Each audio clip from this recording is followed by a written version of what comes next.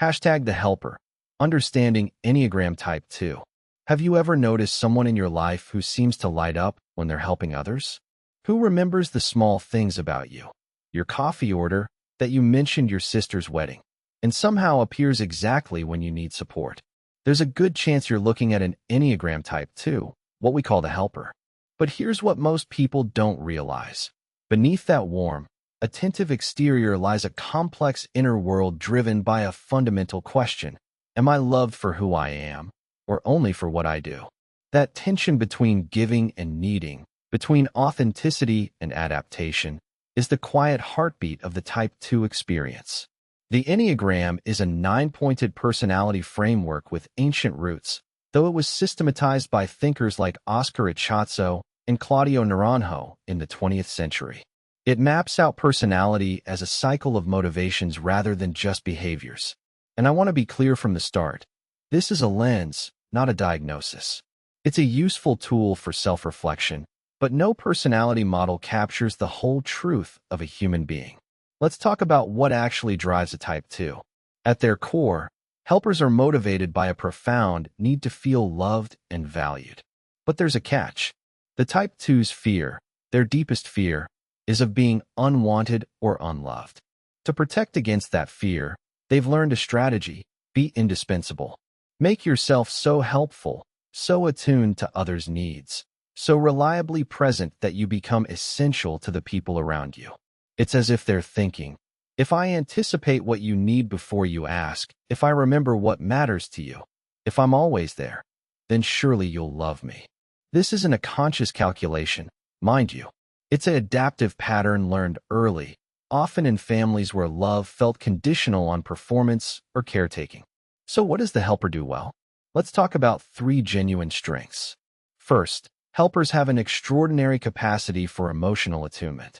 They're reading the room, noticing when someone's energy has shifted, catching the sadness in your eyes that you haven't mentioned out loud yet. This empathy is real and deeply developed. A Type 2 parent, for instance, often knows their child's needs almost intuitively. They can sense when something's wrong before anything's been said. In professional settings, they make extraordinary counselors, nurses, and mentors because that attunement translates into genuine care. Second, Type 2s are remarkably generous with both time and resources. They give freely, often without keeping score. There's something beautiful about a helper's gift-giving. It's not about obligation or expectation of return. They simply want to contribute to your well-being. You'll find Type 2s volunteering in their communities, showing up for friends during crises, remembering birthdays that others forget. That generosity creates real positive impact in the world. Third, helpers are loyal. Once they've decided you matter to them, you matter deeply. They're not casual about relationships. They invest emotionally and they stick around.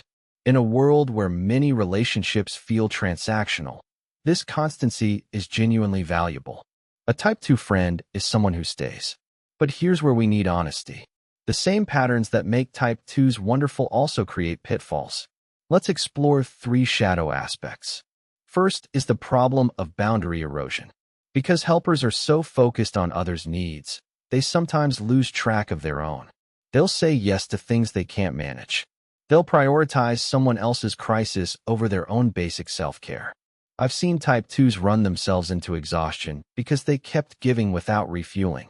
The boundary issue shows up in relationships as an imbalance. They give more than they receive, and while they often don't consciously demand reciprocation, there's usually a deep resentment that builds quietly over time. Second, there's the shadow of hidden expectations. This is crucial to understand. Even though helpers often appear to give without strings attached, there's frequently an invisible ledger running in the background. You've been helped so generously. Surely you should return the favor? Surely you should be more attentive to the helper's needs? When those unspoken expectations aren't met, helpers can feel devastated, and their hurt can come out sideways as passive aggression or sudden emotional withdrawal.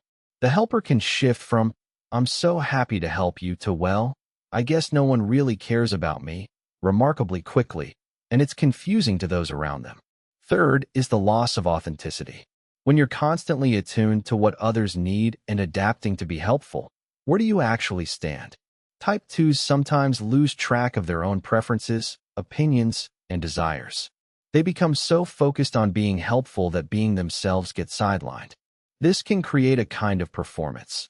The helper shapeshifts to be what each person needs, and nobody, including the Type 2, is entirely sure who they really are underneath all that helpfulness. So how does a Type 2 actually grow? What moves them toward greater health? The first practice is radical honesty about your own needs. This isn't selfish. In fact, hiding your needs is a form of dishonesty. You're not showing up fully in relationships. Try this. Notice when you're about to help someone and pause. Ask yourself, what do I actually need right now? You don't have to act on it every time, but you need to know. Journaling works well for this because it gives you a safe place to acknowledge yourself. Second, practice asking for help. I know, it's uncomfortable.